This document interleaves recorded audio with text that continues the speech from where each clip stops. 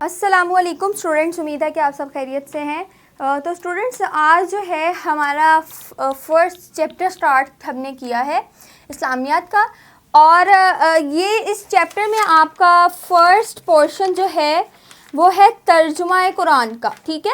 قرآن مجید اور حدیث نبوی اس کا نام ہے، ترجمہ قرآن مجید ہے۔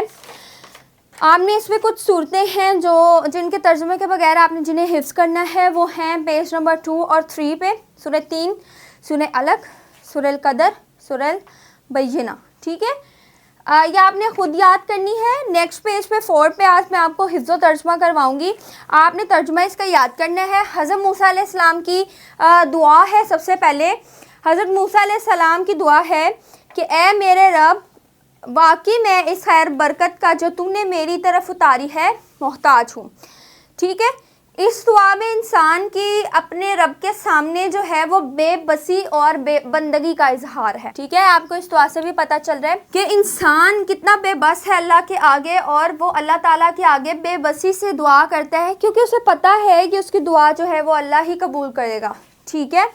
جب انسان کو یہ یقین ہوتا ہے کہ میں بہت کمزور اور بہت ہی زیادہ جو ہوں، میں اللہ تعالیٰ پہ ڈیپینڈ کرتا ہوں، اور اللہ تعالیٰ جو ہے وہ بہت طاقتور ہے، تو وہ اللہ تعالیٰ کی کیا کرتا ہے، اللہ تعالیٰ کو اس کی معرفت نصیب ہوتی ہے، اور انسان اس یقین کے ساتھ زندگی گزارتا ہے تو اس کو زندگی میں سکون ملتا ہے، اور اس کو زندگی میں اطمینان نصیب ہوتا ہے، اور اس کی دعا بھی قبول ہوتی ہے جب وہ کس پر ریلائی کرتا ہے، اللہ پہ ریلائی کرتا ہے، یعنی کہ اللہ پر ڈیپینڈ کرتا ہے، ٹھیک ہے۔ یہ حضرت موسیٰ علیہ السلام کی دعا ہے۔ نیکسٹ سیکنڈ دعا ہے حضرت نوح علیہ السلام کی دعا، تو اب وہ بھی ہم دیکھ لیتے ہیں۔ حضرت نوح علیہ السلام کی دعا، ترجمہ: اے میرے رب، مجھے اور میرے والدین کو بخش دے، میرے والدین کو بخش دے، ٹھیک ہے، اور ہر اس شخص کو جو میرے گھر مومن ہو کر داخل ہو، اور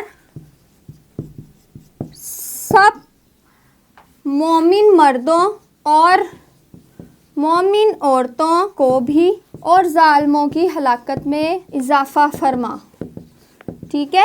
یہ دعا جو ہے حضرت نوح علیہ السلام نے فرمائی تھی، ٹھیک ہے، کہ اے میرے رب، مجھے اور میرے والدین کو بخش دے، اور ہر اس شخص کو جو میرے گھر مومن ہو کر داخل ہوا، اور سب مومن مردوں اور سب مومن عورتوں کو بھی بخش دے، اور ظالموں کی ہلاکت میں اضافہ فرما، ٹھیک ہے۔ اب اس میں کہا جا رہا ہے، اس دعا میں اپنے لیے، اپنے والدین کے لیے، اور اپنے تمام جو اہل و عیال ہیں، گھر والے جو اہل ایمان ہیں، یعنی جو ایمان لائے ہیں، ٹھیک ہے، ان کے لیے مغفرت کی، یعنی اللہ تعالیٰ سے بخشش کی دعا کی سکھائی گئی ہے۔ مغفرت کا مطلب ہوتا ہے گناہوں کی معافی، ٹھیک ہے۔ کسی بندے کے گناہوں کو معاف کر دینا بھی اللہ تعالیٰ کی سب سے بڑی کیا ہوتی ہے، عطا ہوتی ہے، اور اس لیے اس دعا میں یہ بھی سکھایا گیا ہے کہ ہم اللہ تعالیٰ کی اس عظیم نعمت کو کیسے حاصل کر سکتے ہیں، اور اس دعا سے یہ بھی پتہ چلتا ہے کہ دعا صرف اپنے لیے نہیں مانگنی چاہیے بلکہ دوسروں کے لیے بھی مانگنی چاہیے، اور دوسرے لوگوں میں ہماری دعا کے سب سے پہلے حقدار ہمارے والدین ہیں، یعنی کہ دیکھیں سب سے پہلے حضرت نوح علیہ السلام نے والدین کے لیے دعا کی ہے، یعنی سب سے پہلے والدین کے لیے آپ دعا کریں، ٹھیک ہے۔ اس کے بعد حضرت نوح علیہ السلام کی اس دعا میں جو ظالم لوگ ہیں، مومن نہیں ہیں، کافر ہیں، ان کے لیے تباہی کے لیے دعا کی گئی ہے کہ اللہ تعالیٰ ظالموں کو کیا کر دے، ہلاک کر دے، یعنی کہ ختم کر دے، ٹھیک ہے۔ تو یہ جو دو دعائیں ہیں جس میں حضرت موسیٰ علیہ السلام کی اور حضرت نوح علیہ السلام کی دعا بتائی گئی ہے، تو اس طرح ہے کہ حضرت موسیٰ علیہ السلام کے زمانے میں بھی کچھ قوم، ان کی جو قوم تھی، تو وہ بھی ان کی بات نہیں مانتے تھے، تو اللہ تعالیٰ سے وہ اس طرح سے دعا کرتے تھے۔ اسی طرح حضرت نوح علیہ السلام کے زمانے میں بھی جو قوم تھی، وہ بھی ان کے بارے میں بھی اس طرح سے دعا کی گئی، اور اس طرح سے ہمیں سکھایا گیا۔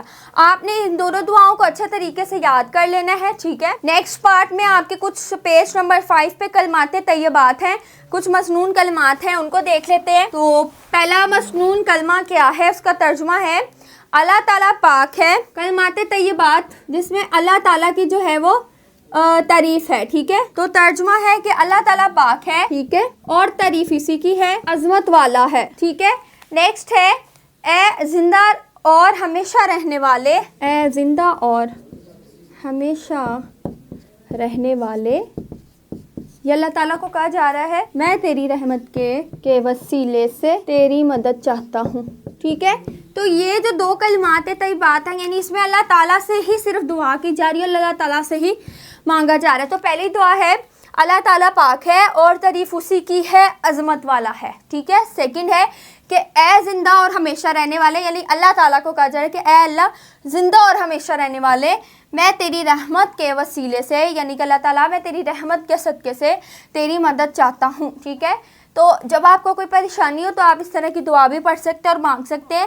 اب آپ نے ان دعاؤں کو اچھے سے یاد کر لینا. اگر آپ کو اس سے ریلیٹڈ کوئی کویشچن یا کیوری ہو تو آپ مجھ سے کمنٹس میں پوچھ سکتے ہیں. ٹھیک ہے، تو اسٹوڈنٹس یہ تھے آپ کا آج کا ٹاپک حفظ اور ترجمہ. اس کو اچھے سے یاد کریں، اپنا بہت سارا خیال رکھیں. انشاءاللہ ملتے ہیں نیکسٹ ٹاپک میں. اللہ حافظ.